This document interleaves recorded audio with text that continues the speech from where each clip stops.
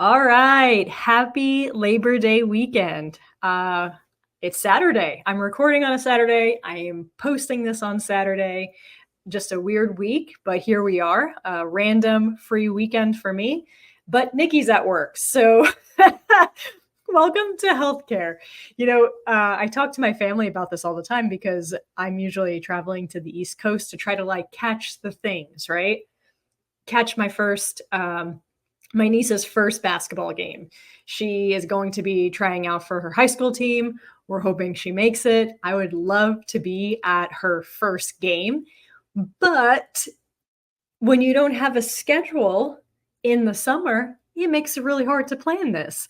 So I always joke that I am, booked out into January at this point, and that's actually not a lie. This weekend, I have to put my weekend dates in all the way through January. So you need those dates way ahead of time when you work in healthcare. And everyone's holiday pickup list is different, however, how different places do it. Some people do a lottery, some people do seniority, some people have one requirement, two requirements, major holidays, minor holidays.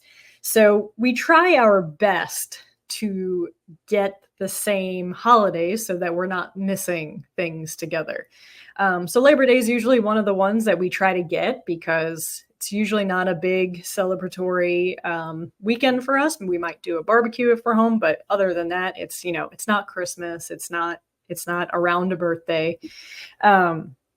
So we try to get this one. Plus, next weekend is our wedding anniversary. So we typically don't work on our wedding anniversary. And I did not get Labor Day this year, but Nikki did, and she got both days. So rare full weekend off for me, and Nikki's at work. So this is healthcare. This is something that we play around with. There will be a point in life where we don't work weekends at some point, and that is like one of those goals to get to. So I'm always jealous when people, are in healthcare and don't work weekends. It's just different. It's a different beast. So here we are. I'm going to record today, going to post today. So happy Labor Day weekend if you are listening to this on Saturday evening or Sunday or even Monday. All right, so this might be a quick episode today, but it's something that I've been sitting with because the school year for most DPT and PTA programs start around this time. So whether it's the semester starting or the school year starting, this is usually a new semester time. Whether you started last Monday or you're starting after Labor Day, this is usually when we start back up. And since I'm no longer giving, advice to one specific class, I figure I will give it to more people. So there are certain things as an adult learner that I have learned, as a faculty member, I have learned being in academia that, you just start seeing trends and things, and you notice maybe who performs better or who has a harder time, and you start to sort of see the big picture. And so and this is for any year, right? If you're first year, second year, third year, depending on your program, this advice holds true all the way through. My number one tip for students, especially at the start of a new semester, right? New semester, new goals. Let's literally get after this. Let's step on the right foot, get off on the right foot. My number one tip, and this is going to sound so obvious, pay attention in class, right? Obviously, the faculty member is going to say, pay attention to my class, but I truly mean this, and I mean this for so many different points. First of all, pending if you're hybrid versus, on ground, your schedule might be half day, whole day.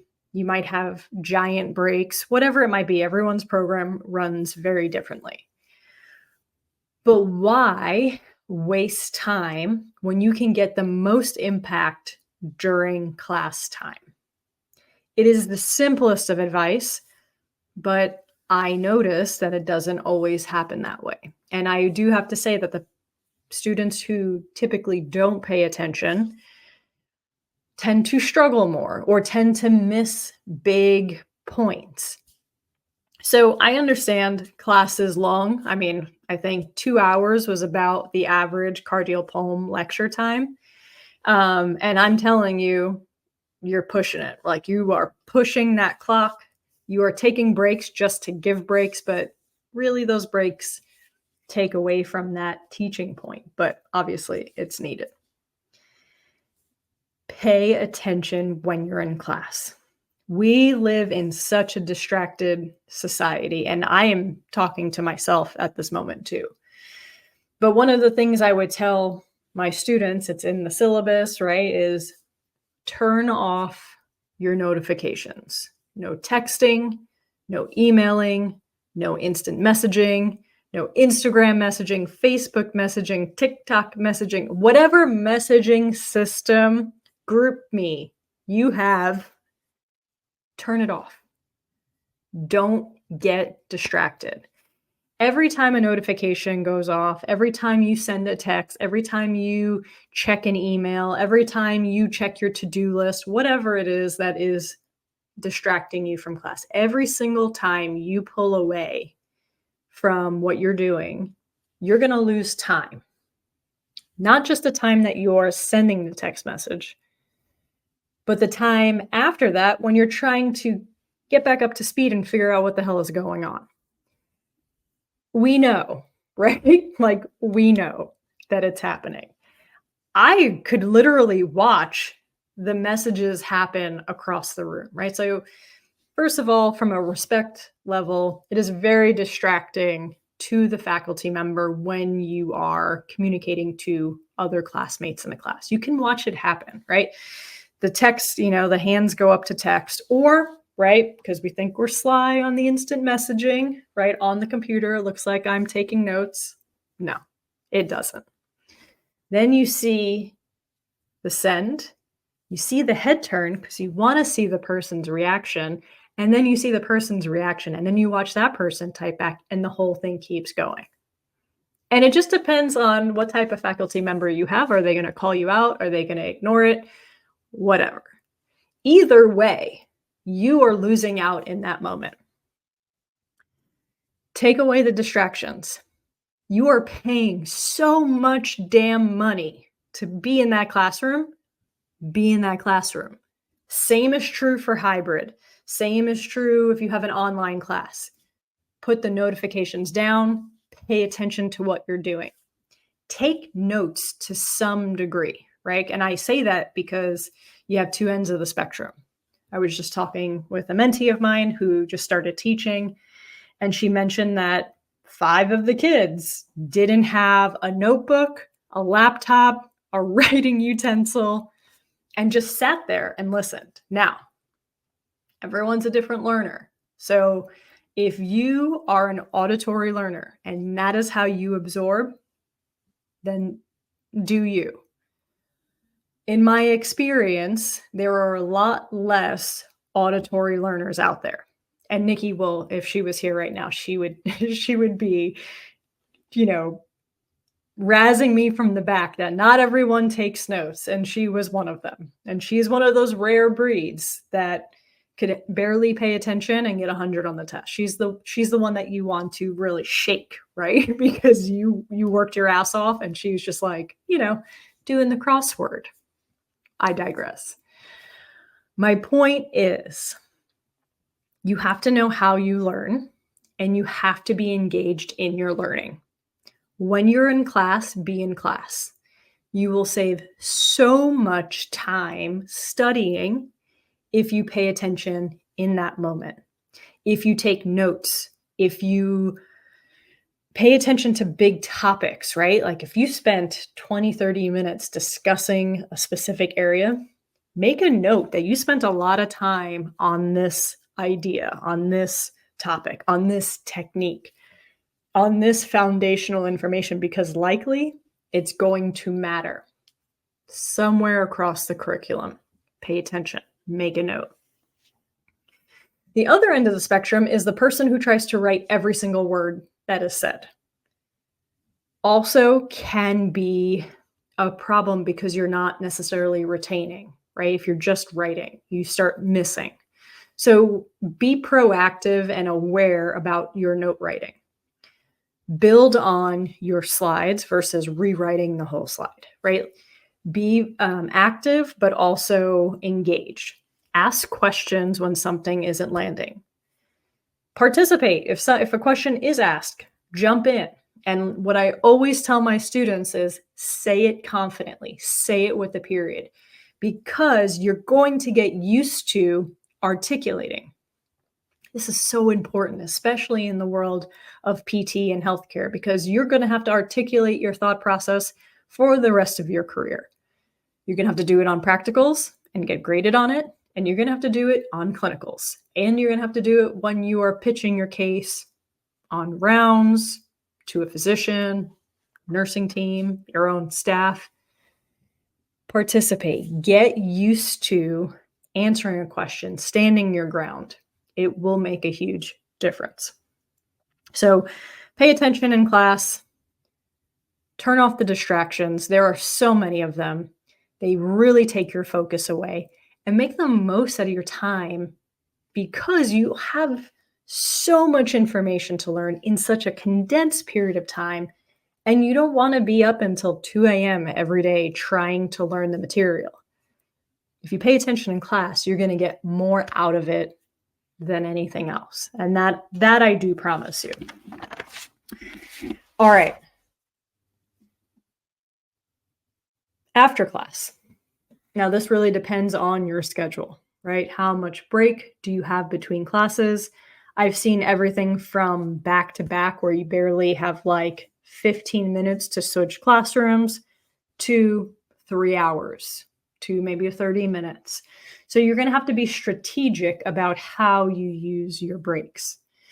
And we'll talk about that in a second. But after class, if you have, let's say, an hour break, a couple things you can do immediately after class to help keep that information in, right? You are spending 2 hours in class. You're going to take a break. You're going to spend 2 hours in another class. You're going to take a break. You're going to spend 2 hours in another class.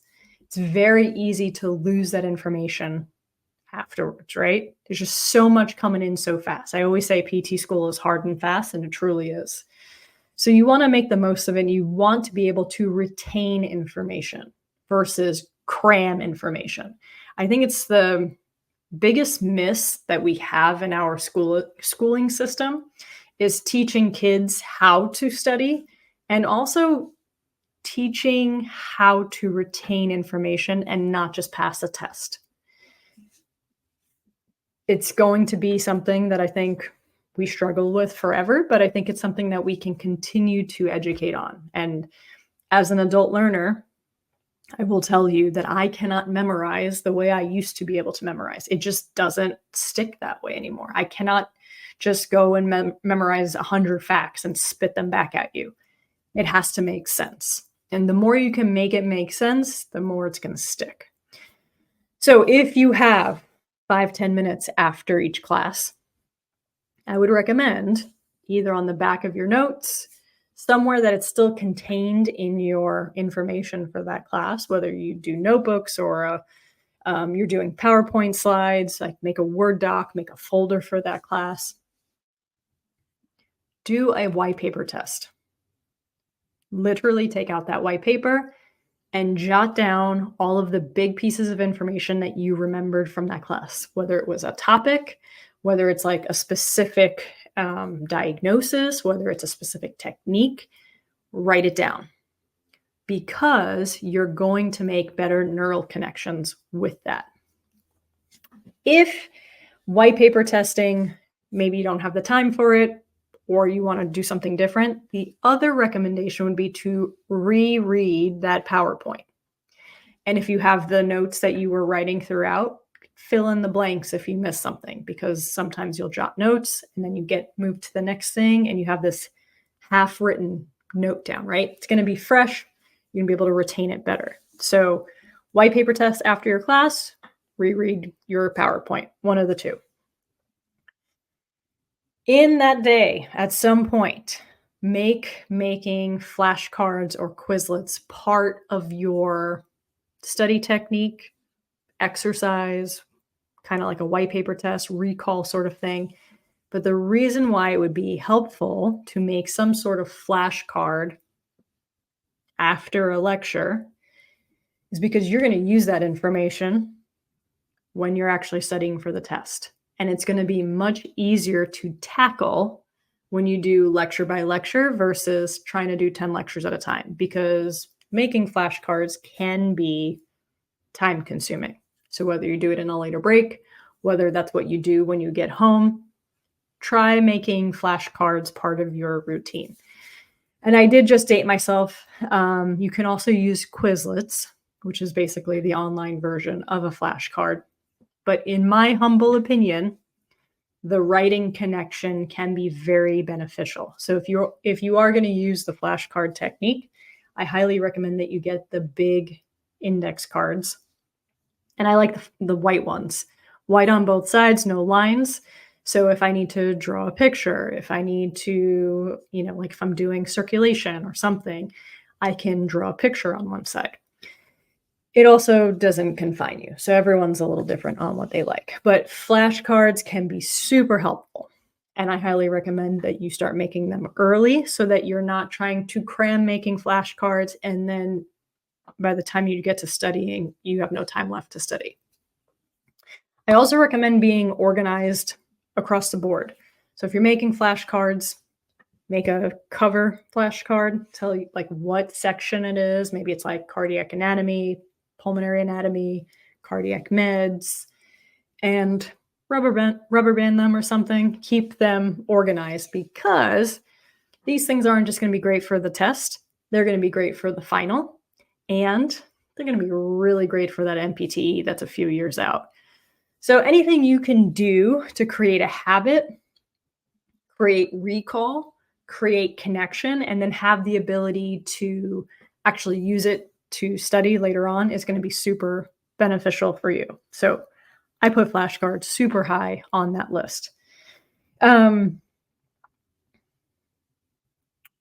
think I said this before, but I'm going to say it again. If something doesn't make sense to you, ask a question. If you're in class, ask in that moment. Try to get clarity. If that's not your thing or you're nervous to do that, write the question down. You can email out later. And what I would recommend the most, being in a doctoral program or master's program, wherever you're at, look up that information. And this is a really great time to have a textbook. Everyone's anti-book these days. I think maybe 5% of a class will buy the textbooks. And I'm talking online and paper. It can be so helpful to have a library of textbooks. If a topic isn't making sense, being able to read a section on that and get the depth, get the behind the scenes, sometimes just is enough to put the pieces together. When you are sitting for 2 hours, you might check out and you probably missed something that connected the dots. Sometimes reading can help do that. So highly recommend having access to textbooks, highly recommend using them to help fill in the gaps. All right, so use your breaks. This is a huge, important piece. I like to tell students to use their school day like a work day. The time you're on campus, make the most of it. And that includes doing things for your mental health. But figure out where your breaks are, how big your breaks are, and utilize them to your advantage so that you have to do less at home. Okay. So make sure we're bringing snacks, nutritious meals, big on meal prep for this reason. Planning your workout, depending on what time of day works best for you, your schedule. Plan intermittent walks throughout the day. So even if you don't have, a 2-hour break and you can get like a good workout in, go take a 10-minute walk around campus, go outside, breathe fresh air, get some steps. You've likely been sitting for a long period of time. And also do things that can help prepare you for the next day, whether that's studying for a test, getting assignment completed, doing white paper test, meeting with a study group or a project group, whatever you might have. Like, use that time. Maybe this is a great time to make index cards where you are either working as a group and doing it together. Maybe we do Quizlets and share them, whatever it might be. Maybe you just have your study group and everyone's making the same thing, so they have similar type of study material. And then let's also add in some fun, some ability to make connections with your classmates. Lots of things like spike ball and frisbee and playing catch. Even if it's just 20, 30 minutes, that little bit of activity and also camaraderie can really go a long way. The one thing I will say, and this is where people get very upset with me, is like, really be careful with your extracurricular activities that you choose. I am an athlete. I have always been an athlete. But as I have gotten older and I work in healthcare, you have to be really careful with the decisions you make on the activities you're either trying for the first time or whatever. For example, rec league basketball can be a lot of fun, but for whatever reason, tends to have a high risk of injury. Ankles, ACLs, all of the things. Volleyball, one that I would not assume to be a high injury sport in the rec league type world, lots of injuries, including shoulder subluxations. Skiing, really one of those things, if you haven't ever tried it before, maybe during PT school, not the best time. I did something. I'll share a story. I'll share a story with you if I haven't shared this one before. This was not during PT school, but this was during like adult working time. I was home on family vacation, was at the beach, and my nephew was doing something called skimboarding. And so if you are unfamiliar with skimboarding, it is a very narrow wood type board and you throw it on the wet wash of the wave. So the wave comes in, you get that like little slip of water that goes up the sand and then it scooches back down. That little bit of water that ends up on the sand is what you essentially surf on this very skinny board. So I was watching my nephew do it all day. He asked me to do it a few times. I was like, no, I am old and boring, so I don't do things like this anymore. And then all of a sudden, at the end of the day, I was like, you know what? Look how simple this looks. You just run, jump, catch that little wet wash, and you get to ride it for 5 to 10 feet. And you fall, you bounce right back up. I'm watching all these people, #kids, falling, and like they just bounce right back up.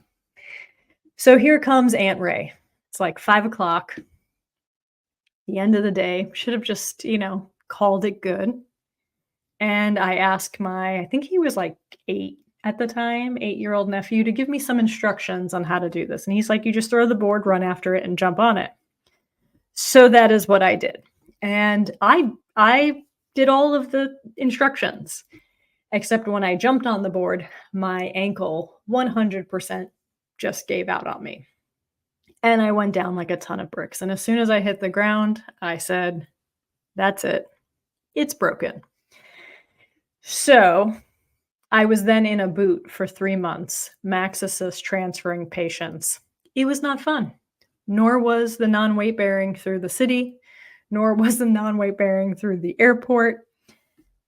Stuff happens. So I hate to be that person, but if you're in healthcare, if you're a student, you have to start making some adult decisions that aren't always fun, that maybe it's not the time to try rec league basketball, whatever it might be. Also, do you're in a grown-ass adult to make your grown-ass decisions, just throwing some wisdom based on the many things I have seen, including things I have done myself.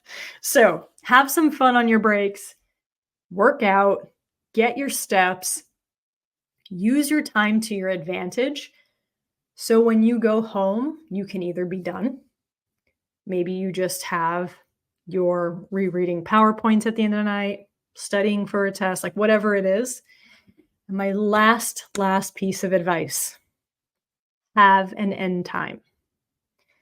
This is probably one of the most important pieces of advice I give to my students. You cannot wake up at 6 o'clock in the morning and do this until 2 a.m. every day. It's not healthy. You're not going to retain the stuff and you're going to burn out. So be consistent with your wake up, be consistent with your end time. And that end time should give you some time before you actually go to bed so that you have like a down trend time, like an off time. Down regulate a little bit before going to bed. I'm giving you this advice because I have done the opposite and I know exactly how you start to feel. And in my times of having POTS or where I start to feel those symptoms again, it's usually when you're trying to overdo and you're not down regulating before bed. You're staying up too late. And I will tell you that as a faculty member trying to get material done for class on time, I have run this way for weeks on end and it is not healthy. So use your time in school to make the most out of your day, maximize your studying, maximize getting assignments done, like use your time, get your workout in, and then your evening time, you can make decisions about how much time you're allotting to school. Maybe it's minimal. Maybe you have a family at home. Maybe you want to make dinner every night. Maybe you prefer to work out at the end of the day. Whatever it is, maximize it so that you can set yourself up for success. That is my number one advice through all of this. So number one, you're paying attention in class. You are actively participating. You're engaging. You're turning off those notifications. You're writing strategic notes. Don't try to write every word and don't sit there and don't write anything down unless that's 100% how you learn. There are some people that exist that way. Make sure that you are going over the material close to the time that you sat through class, whether it's white paper testing it, rereading your PowerPoints, filling in your notes on your PowerPoints. Definitely pick up some sort of habit to make flashcards or Quizlets, whatever works for you. Use your breaks to your advantage. Get your workout in, get your steps in, eat nutritious snacks and meals, and maybe get an assignment done. Maybe get your flashcards done. Maybe white paper test after each class. Everyone is going to be different, but I highly recommend that you use that school day to your advantage so you have less to do at the end of your school day. Make sure you have an off time. Maybe that's 10 o'clock. Maybe that's 9 o'clock. Maybe it's 8 o'clock, right? Everyone has a different time where they work well. Just make sure you're stopping your assignments, studying, reading, anything school related, and then have a down regulate time before you go to bed. Don't just study, fall asleep studying, read, put it down, go to bed. You need that time to undo a little bit. So hopefully that is helpful for you. From my experience, if you can maximize your day, if you can be active in your learning, recall is the number one thing that helps you create those neural connections, and then the ability to teach it comes after. If you can utilize your day to your advantage and set yourself up for success, it's going to make everything much more easy and also allow you to retain information for the long haul. And those Quizlets, those flashcards, those things are going to come in handy for you for months and weeks and years on end if you set yourself up for success in that way too. So if you have any questions, please reach out to me. I hope this was helpful for you. Shoot me a text, instant message, not during class, and I would be happy to get back to you. All right. I hope you all have a wonderful day, a great semester, and whatever you have to do, get after it.